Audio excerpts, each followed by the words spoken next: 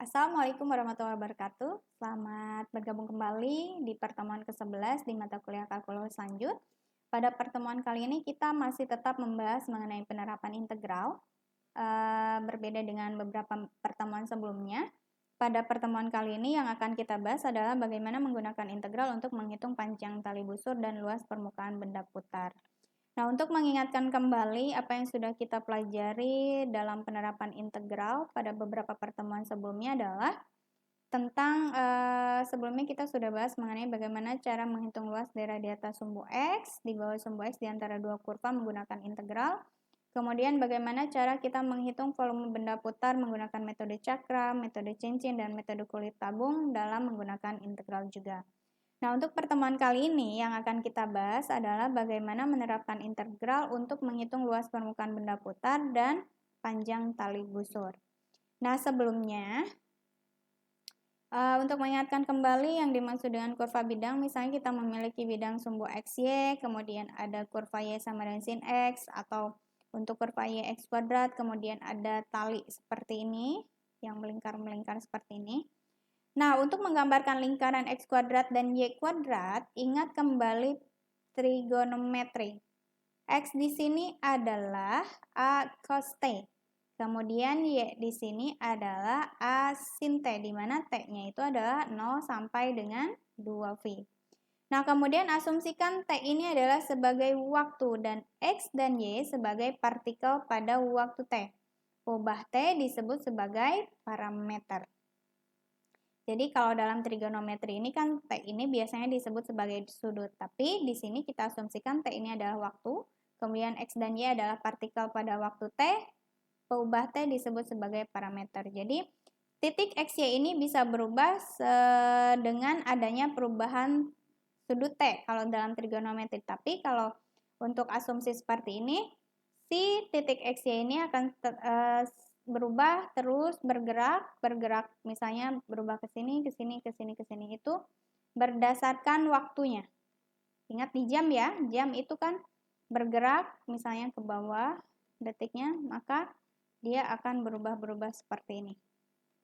Nah, kemudian dikatakan bahwa X sama dengan A cos T, kemudian Y adalah A sin T, di mana T-nya itu berada dalam interval 0 sampai dengan 2pi. Ini adalah persamaan parametrik yang menggambarkan lingkarannya. Nah, itu. Kemudian ingat kembali, kurva bidang ini ditentukan oleh sepasang persamaan parametrik. X-nya adalah fungsi T dan Y-nya adalah fungsi T juga, di mana T ini dalam interval A sampai dengan B dengan grafik fungsi F dan G dianggap kontinu pada selang tersebut. Masih ingat ya, dianggap kontinu pada selang tersebut. Anggap T menyatakan waktu apabila T bertambah dari A hingga B, titik X, Y menyelusuri suatu kurva bidang yang tadi saya sebutkan. Kalau Anda lihat di dalam jam tangan atau jam dinding dan seterusnya itu kan jarumnya bergerak.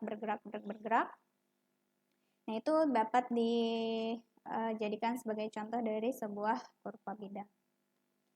Kemudian sebuah kurva disebut mulus jika kurva itu ditentukan oleh sepasang persamaan parametrik. Tadi X-nya adalah fungsi waktu, kemudian Y-nya juga adalah fungsi waktu, di mana waktunya itu berada dalam interval A sampai dengan B.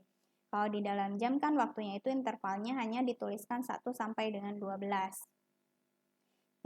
Kemudian kalau di sini T-nya itu dalam interval A sampai dengan B, bisa berapapun. Kemudian dengan grafik fungsi F aksen dan G aksen ada dan kontinu pada titik A, B dengan F aksen T dan G aksen T tidak bersama-sama 0 pada selang A sampai dengan B-nya. Nah, misalnya dari kurva bidang itu kita buat partisi selang A sampai dengan B, ini mirip seperti jumlah Riemann yang sudah kita pelajari sebelumnya. Jadi di partisi dalam selang waktunya A sampai dengan B, kemudian kita partisi menjadi T0, T1, T2, T3, T4, dan Tn. Nah, ini memotong kurva-kurva menjadi N potong. Jadi waktunya dibagi menjadi N bagian. Nah, titik-titik ujung yang berpadanannya kita tulis sebagai Q0, Q1, Q2, Q3, Qn, dan seterusnya. Ini diperlihatkan misalnya pada gambar seperti ini ya. Jadi kita partisi ini Q0, kemudian Q1, Q2, Q3, Q4, Q5, dan seterusnya. Ini adalah partisinya, kemudian T-nya kan ini partisi-partisi di sini. Ini batas intervalnya. Batas interval ditunjukkan oleh T di sini. Kemudian perhatikan, misalnya kita ambil satu kurva di sini ya, dari kurva, nah misalnya di garis ini. Ini kan ada garis lurus dan ada yang berwarna kuning di sini, kurvanya. Kurva yang ini nih. Kurva yang ini kalau kita gambarkan lagi dia bentuknya seperti ini. Jadi nanti dia akan membentuk sebuah garis ini ditulisnya adalah delta WI. Delta WI itu adalah interval waktunya di sini, interval antara partisinya. Kemudian delta XI ini adalah panjangnya, perbedaan panjang dari titik-titik ujungnya. Kemudian kalau kita tuliskan, kalau kita dekatkan ke Pitagoras ya, jadi sudut siku-siku seperti ini, nanti kita memperoleh delta YI dan delta XI. Seperti ini. Nah, selanjutnya delta WI ini yang akan kita cari adalah delta WI ini. Delta WI ini kan kalau kita gunakan rumus Pitagoras akan memperoleh persamaan seperti ini. Jadi, delta XI dikuadratkan ditambah dengan delta YI kuadrat. Kemudian delta XI ini diperoleh dari fungsi pada titik TI dikurangi dengan fungsi pada titik TI minus 1. Ini selisih nilai di waktu partisi waktunya. Dikuadratkan, kemudian G TI dikurangi dengan G TI sebelumnya, waktu sebelumnya. Selisihnya sama dikuadratkan. Nah, dengan menggunakan teorema nilai rata-rata untuk turunan, masih ingat ya turunan, kita tahu bahwa terhadap titik-titik TI bar dengan TI topi, ini disebutnya TI topi, dalam interval TI minus 1 sampai dengan TI, kalau misalnya di sini I-nya adalah jam ke-10, berarti yang di sininya adalah jam ke-9. Jadi interval dari jam 9 ke 10. Sedemikian rupa sehingga fungsi TI dikurangi fungsi TI minus 1 adalah nilainya akan sama dengan turunan dari fungsi tersebut di titik rata-rata waktunya dikalikan dengan selisih waktunya. Dengan delta TI adalah selisih waktunya. Ini sama untuk fungsi G-nya juga. Nah, sehingga kita akan memperoleh persamaan WI-nya ini menjadi seperti ini. Jadi tadi kan selisihnya ini ya.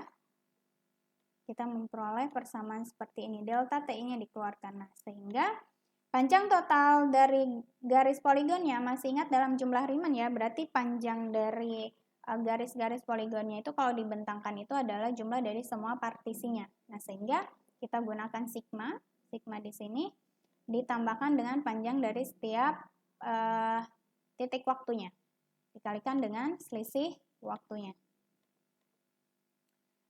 Nah, sehingga dari proses yang tadi kita bisa menuliskan bahwa panjang kurva busur, kurva L, adalah limit dari persamaan panjang total ruas garis poligon apabila norma partisi mendekati 0. Paham ya? Jadi, formulasi dari panjang busur menggunakan integral itu dasarnya dari yang barusan saya jelaskan. Jadi, setiap kurvanya itu kita partisi berdasarkan waktu, selisih waktu, kemudian kita tulis titik-titik ujungnya, kemudian dihitung menggunakan prinsip Pitagoras. Selanjutnya nanti kita bisa menghitung panjang busurnya itu menggunakan formulasi seperti ini. Jadi karena tadi dia menggunakan sigma, sigma ini kan titik-titiknya itu bukan kontinu, tetapi dia diskrit, sehingga kalau dia kontinu kita menggunakan integral. Jadi prinsip integral dengan sigma itu sama. Kalau sigma digunakan untuk bilangan bulat, tapi kalau integral itu bilangan kontinu dalam bentuk selang. Nah, sehingga L ini adalah integral A sampai dengan B dari akar pangkat 2, turunan pertama dari T titik dikuadratkan ditambah dengan turunan pertama dari TI topi dikuadratkan diintegralkan terhadap waktu. Atau bisa tuliskan seperti ini, dx, x-nya diturunkan terhadap dt, dikuadratkan, kemudian dy-nya diturunkan terhadap dt dikuadratkan, baru diintegralkan terhadap dt-nya. Nah, dalam perhitungan panjang tali busur, ada dua cara. Perhatikan jika kurva yang diberikan dalam bentuk Y sama dengan Fx, masih ingat ya, Y sama dengan Fx. Itu kurvanya seperti ini, dasar. Jadi yang dilihatnya soalnya ada A sampai dengan B, garis A sampai B di sini. Ini sumbu Y, kemudian ini sumbu X. Nanti kita menggunakannya adalah luas panjang tali busurnya menggunakan formulasi seperti ini. Tapi kalau misalnya fungsinya dalam bentuk X sama dengan FY, artinya nanti kurvanya misalnya seperti ini, nanti batas yang dilihatnya adalah batas ini. Ini A sampai dengan B. Ini kurvanya, kemudian ini diintegralkan. Jadi perbedaannya di sini. Ini kalau di sini kan C dan D, ini bisa dirubah, ini C, ini D. Sehingga nanti kita menggunakannya persamaannya seperti ini. Nah, selanjutnya, contohnya, carilah keliling X kuadrat ditambah dengan Y kuadrat sama dengan A kuadrat. Caranya, pertama ingat lagi, X itu adalah A cos T, kemudian Y adalah A sin T, di mana T-nya itu dalam interval A sampai dengan 2phi. Kemudian cari turunannya dulu, turunan persamaan X terhadap T-nya, kemudian persamaan Y terhadap T-nya. Turunan dari cos adalah minus sinus T. Kemudian turunan dari sinus adalah cos T. Nah, selanjutnya tinggal disubstitusikan saja ke dalam formulasi yang tadi. Jadi, A sampai dengan 2phi ini adalah batasnya. Oke. Mohon maaf, ini bukan A ya, tetapi 0. Ini adalah 0, T-nya. 0, bukan A. Jadi, 0 sampai dengan 2phi. Kemudian ini adalah turunannya. Minus A sin T adalah dx per dt-nya, kemudian dikuadratkan.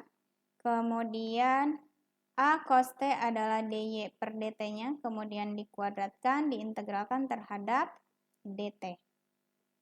Artinya kita memperoleh 0 sampai dengan 2phi dari A kuadrat minus A dikuadratkan A kuadrat, kemudian sin T dikuadratkan adalah sin kuadrat T, kemudian A cos T dikuadratkan adalah A kuadrat cos kuadrat T, kemudian diintegralkan terhadap dt. Nah, kemudian di sini sama-sama memiliki A kuadrat, kita keluarkan, kemudian diperoleh sin kuadrat T dan cos kuadrat T, di mana nilai ini adalah 1. Sifat trigonometri ya. Kemudian sisanya adalah 0 sampai dengan 2phi dari akar pangkat 2 A kuadrat. Artinya kita memperoleh akar pangkat 2 dari A adalah A.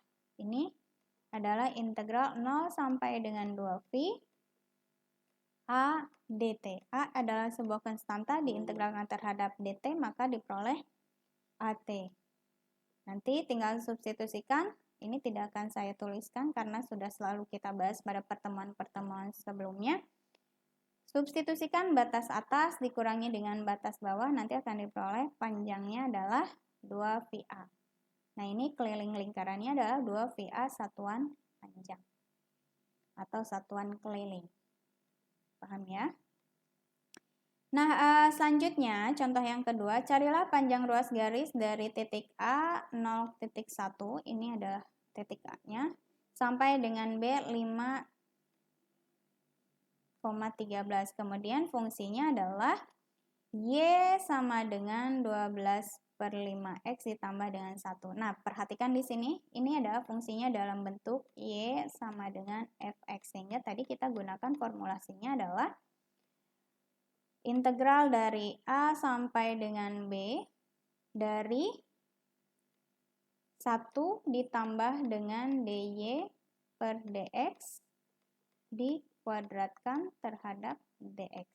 Nah, ini persamaannya sama dengan fx, sehingga persamaan yang berwarna kuning ini cari dulu turunannya, yang itu diperoleh 12/5, kemudian integral A sampai dengan B, cari titik X-nya. Berarti 0 sampai dengan 5. Jadi integral 0 sampai dengan 5. Yaitu 1 ditambah dengan 12/5 dikuadratkan dari dx. Kemudian, kenapa ada 5/5? Ini untuk memudahkan penyamaan penyebut. Seperti ini. Sehingga nanti akan diperoleh 13/5, 5 kuadrat ditambah dengan 12 kuadrat di akar pangkatkan, nanti hasilnya adalah 13/5. 13/5 integral dari 1 dx yaitu x, kemudian substitusikan batas atas, kemudian kurangi dengan batas bawah, hasilnya adalah 13 satuan panjang. Saya kira ini mudah karena Anda tinggal melihat fungsinya dalam bentuk apa, kemudian batas yang dilihatnya adalah batas x-nya, titik x-nya, x1 dan x2-nya. Kemudian perhatikan di sini, carilah panjang busur kurva Y sama dengan X pangkat 3/2. X pangkat 3/2. Dari titik 1,1 dan 4,8 ini titik 1,1 dan 4,8. Kemudian kurvanya yang kuning ini adalah X pangkat 3/2. Sama seperti tadi, Anda cari turunan untuk dy-nya, yaitu 3/2 X pangkat setengah. Turunannya ya diperoleh, kemudian tinggal substitusikan ke dalam persamaan mencari integralnya. Nah, seperti ini. Jadi, batasnya adalah 1 sampai dengan 4. Dari integral 1 ditambah 3/2 X pangkat setengah dikuadratkan, hasilnya adalah integral 1 sampai dengan 4 dari 1 plus 9/4 X dx. Kemudian gunakan teknik substitusi. Di sini saya misalkan U-nya yang di bawah akar pangkat 2-nya itu dimisalkan sebagai U, yaitu 1 plus 9/4 X. Kemudian cari turunan U-nya ke sini, nanti diperoleh 9/4 dx, artinya nanti kita akan memperoleh du-nya ini adalah 9/4 dx, atau dx-nya di sini, yang ini artinya adalah ini pindah luas, yaitu 4/9 du. Kemudian yang di bawah akarnya tadi kan menjadi U, akar dari U, artinya tinggal gunakan aturan pangkat untuk integralnya. U pangkat setengah, hasilnya adalah 2/3, U pangkat 3/2. Selanjutnya, seperti biasa, substitusikan batas atas dikurangi dengan batas bawah, nanti diperoleh 7,63 satuan panjang. Nah, kemudian ada pencarian atau kita dapat menghitung diferensial dari panjang busur. Andaikan F ini adalah fungsi yang terdiferensiasi secara kontinu pada interval A sampai dengan B.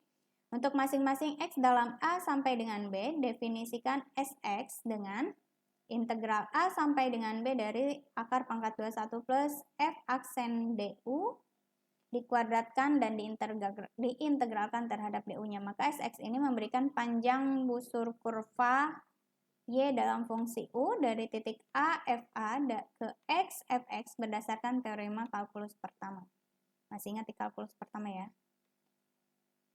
Jarak S aksen X, ini ya, turunan dari S aksen X adalah ds per dx, yaitu 1 plus F aksen du dikuadratkan, atau 1 plus dy per dx dikuadratkan. Nah, ini adalah titik-titiknya yang tadi. Jadi, kita mencari ini, si Sx ini dari titik A ke X.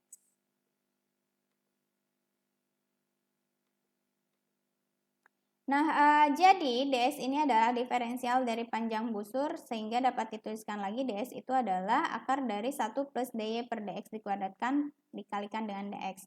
Tapi kenyataannya bergantung pada bagaimana cara grafik tersebut diparameterkan, sehingga akan terdapat 3 rumus ds. Jadi tergantung ya, dalam persamaan x, persamaan y, atau persamaan t. Jadi perhatikannya di sini. Kalau diturunkan terhadap dx, dia diintegralkan terhadap dx. Diturunkan terhadap y, diintegralkan terhadap y. Diturunkan terhadap t, diintegralkan terhadap t. Jadi tergantung dari grafik yang diparameterkannya terhadap apa? Terhadap x, terhadap y, atau terhadap t. Kemudian selanjutnya kita bahas mengenai luas permukaan benda putar. Jika sebuah kurva bidang mulus diputar mengelilingi sebuah sumbu dalam bidangnya, maka kurva akan membentuk suatu permukaan benda putar seperti berikut. Jadi sama seperti dalam volume benda putar, kalau di dalam volume benda putar kita hitung adalah isinya, tapi kalau di dalam permukaan benda putar kita hitung luas kulitnya.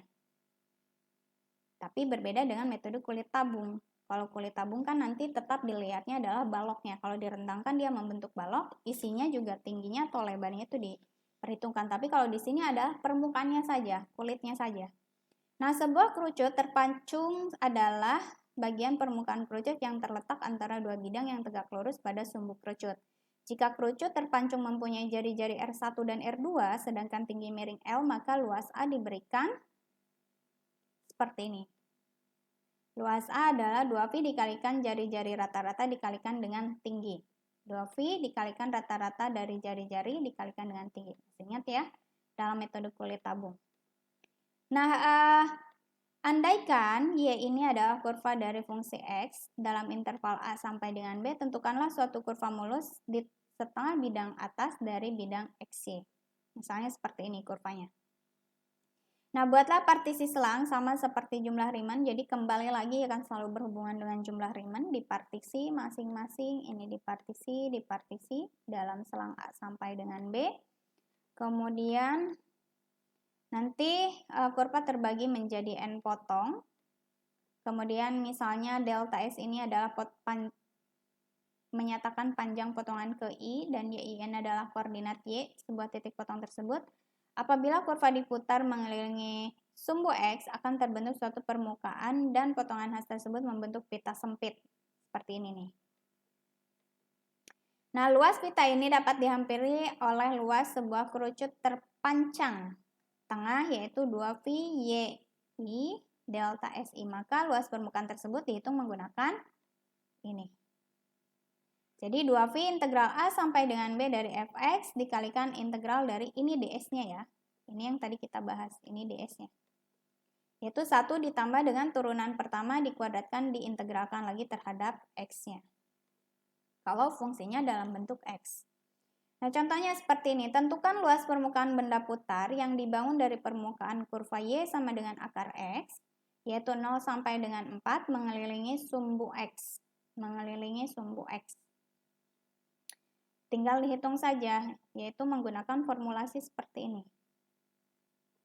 Kurvanya batasnya 0 sampai dengan 4, kemudian formulasinya di depan default, ini 2V, kemudian persamaannya kurvanya adalah akar X. Dari sini ini akar X, Fx-nya, ini adalah Fx-nya. Kemudian turunan dari Fx-nya, F aksen X-nya turunan dari akar X adalah 1/2 akar X. Dikuadratkan. Tinggal selanjutnya ini tidak perlu saya bahas detail lagi karena sudah selalu diulang-ulang bagaimana cara mengintegralkan. Bisa menggunakan teknik substitusi, bisa menggunakan teknik parsial, atau bisa langsung menggunakan aturan pangkat dan lain sebagainya.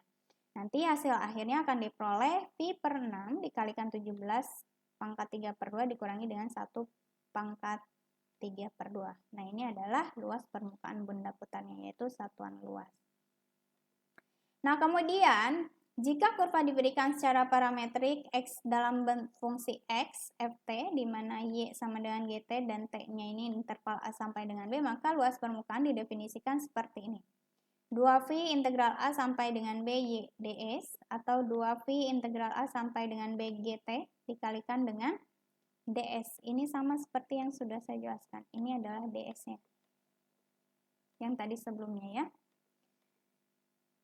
Sehingga itu adalah akhir dari materi yang kita bahas pada pertemuan hari ini. Nah, ini adalah luas permukaan benda putar. Jika ada yang masih kurang jelas, boleh tanyakan langsung melalui WA saya atau melalui forum diskusi di e-learning. Nanti kita bahas secara langsung. Nah, semoga dapat dipahami. Saya akhiri pertemuan hari ini. Wassalamualaikum warahmatullahi wabarakatuh.